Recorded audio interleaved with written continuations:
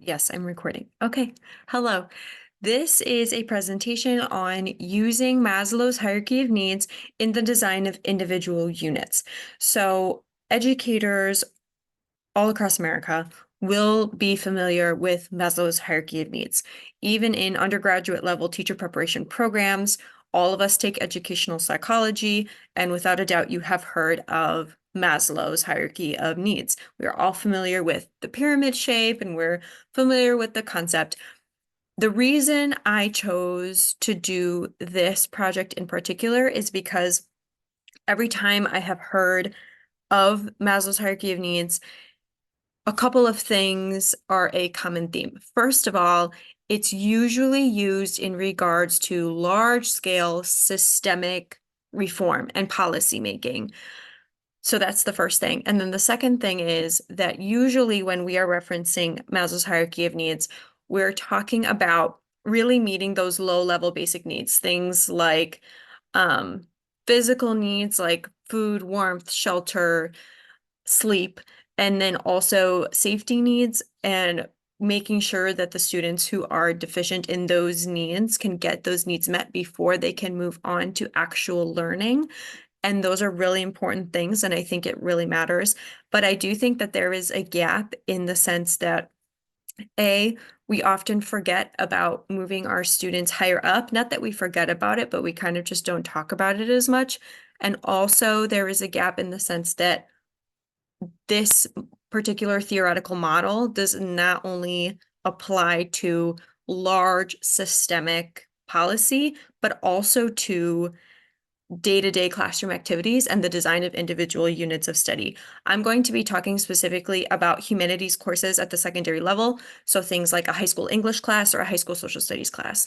But before I get into specifics like that, I first want to talk about I'll go over my points. So first, I want to touch briefly on who Abraham Maslow was and his life and his work.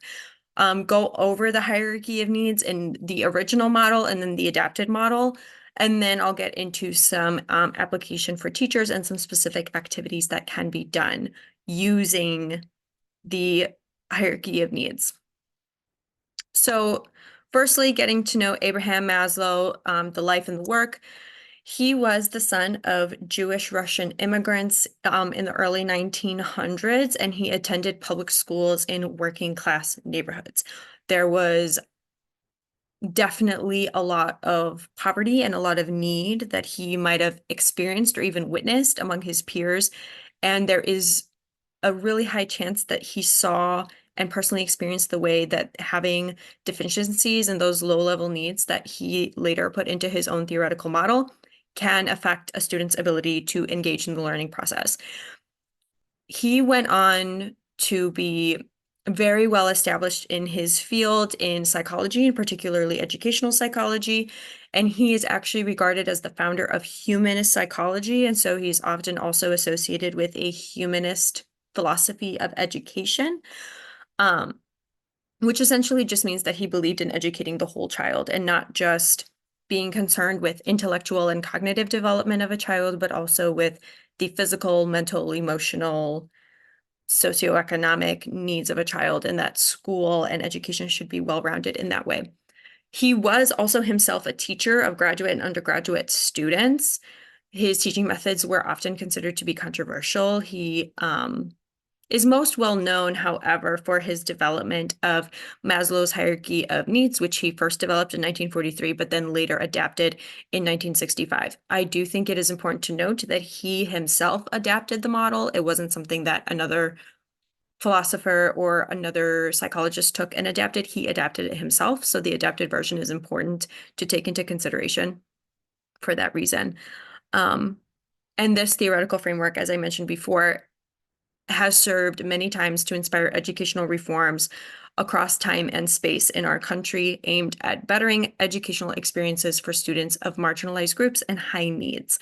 So we are talking about students of marginalized groups in terms of race and socioeconomic status who are going to face certain blocks to really engaging with the learning experience. And so Maslow's hierarchy of needs is often used as a framework for helping those students to really engage with the learning process and achieve academic success.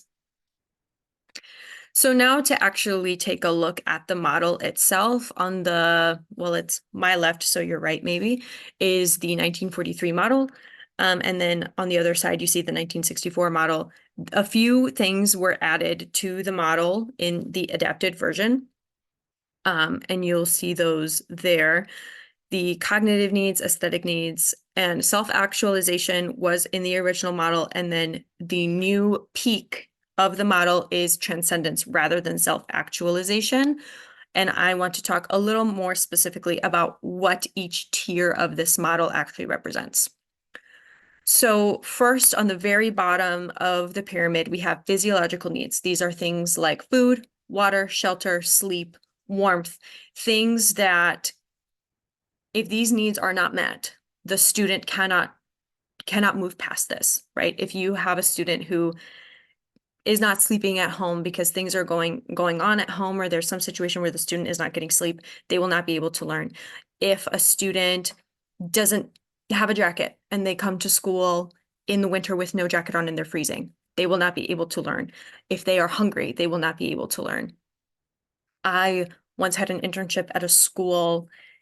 I work in the greater Chicagoland area, and there was one internship I had where there was a window in the classroom that I was working in, and the window was broken, and there wasn't money to get the window fixed. And so throughout the winter, I was teaching with my jacket on, and my students were learning with their jackets on because the window was broken. And I will say that I felt like very little learning could happen because everyone was so cold.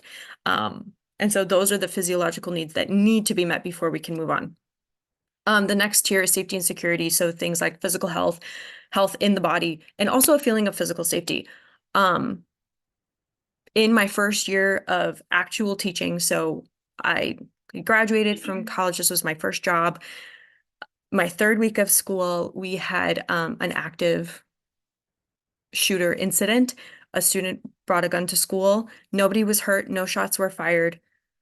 But we did go into hard lockdown for several hours while the police were searching through the building. And I would say for weeks after that incident, it was really hard to get students to be able to engage with the learning process until they could feel like they were safe at school. And this is not only for situations like that, where there is such a dramatic threat to physical safety, but it's also true in schools that have increased levels of violence. So if students are not feeling like they are safe at school, it's going to be really hard for them to learn. The next tier is love and belonging, family, friends, secure relationships. This is true in terms of their relationships in the school and also outside of the school. So relationships with their family, like I said, that might be outside of school, but also feeling like they have friends at school, feeling like they have secure relationships with their teachers, like they have adults that they can trust, so on and so forth.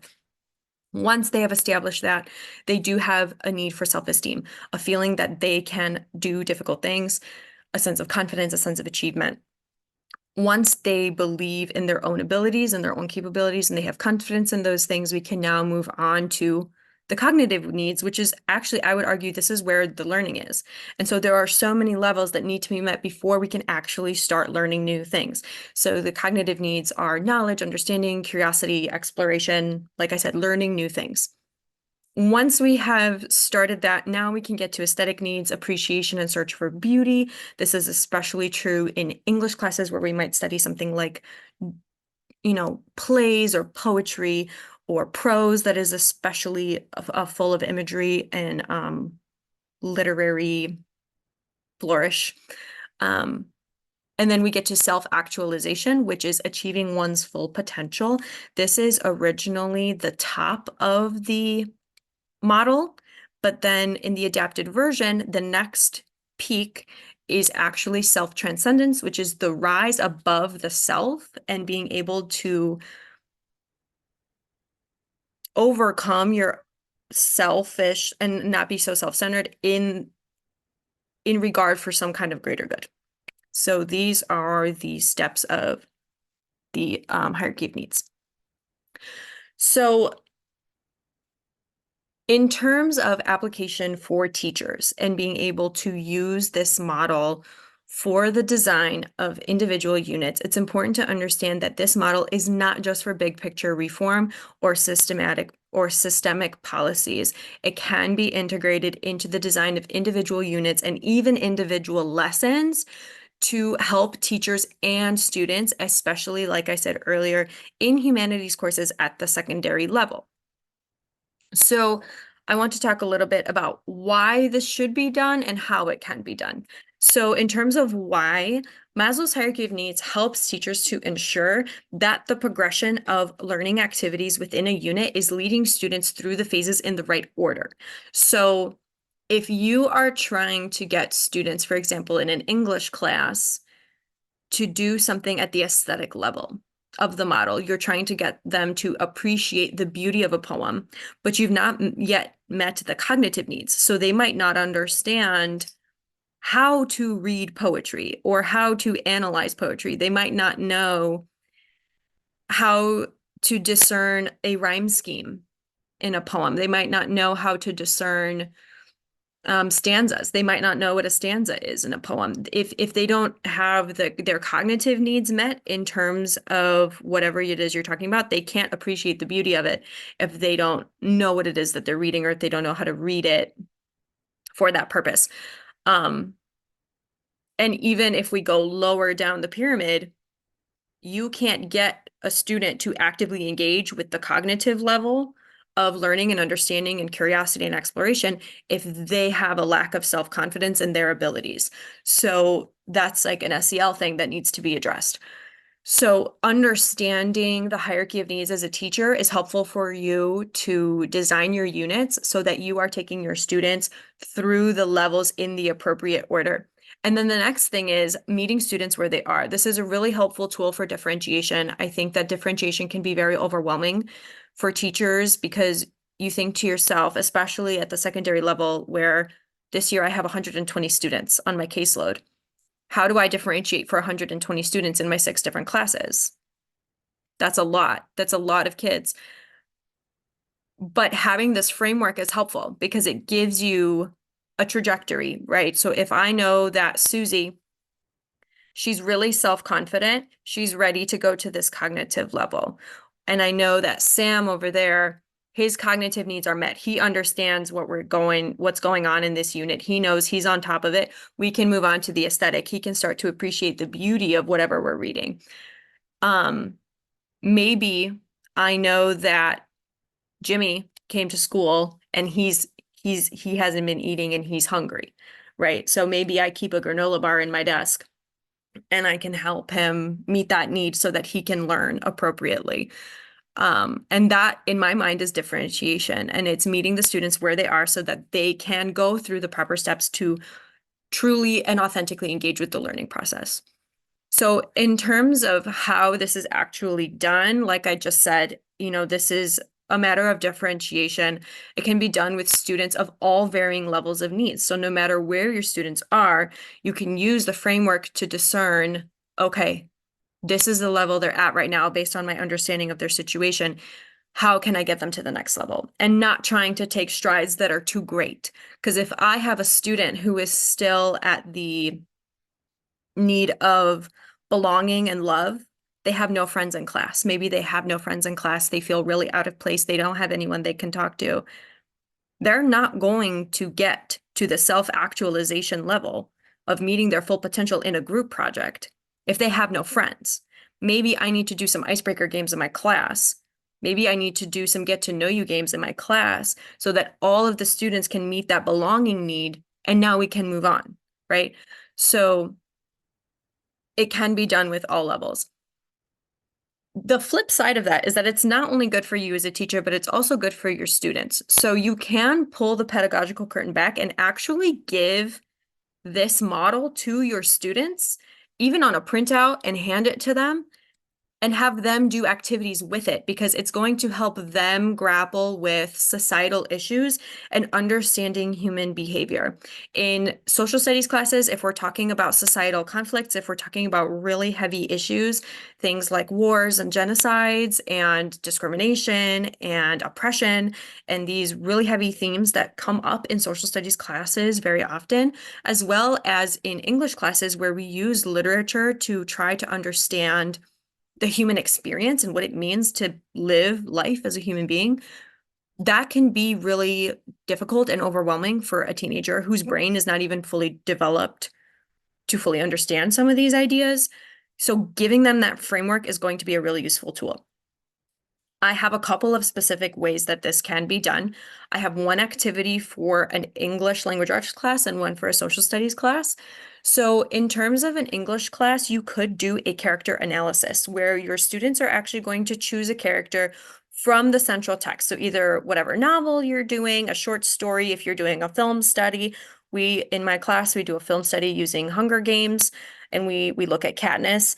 But whatever it is, whatever is the central text that you're using in that unit, your students can choose a character from that text and analyze something about them, an action that they've taken, a decision they made, a situation they find themselves in, or maybe a series of actions, a series of decisions, a series of situations in light of Maslow's hierarchy of needs. Where on the pyramid is this character falling? Do they have all of their physiological needs met? No, that's going to affect their decisions and the way that they navigate through situations. How? Why? Right? And does this character progress?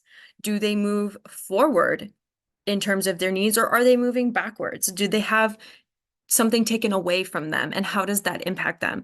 And this is really important for character analysis with English language arts at the high school level, for the students to move past memorization of things that are going on in the book because they have to take a test or something, and to move forward into applying these ideas to larger themes and broader strokes of understanding the human experience.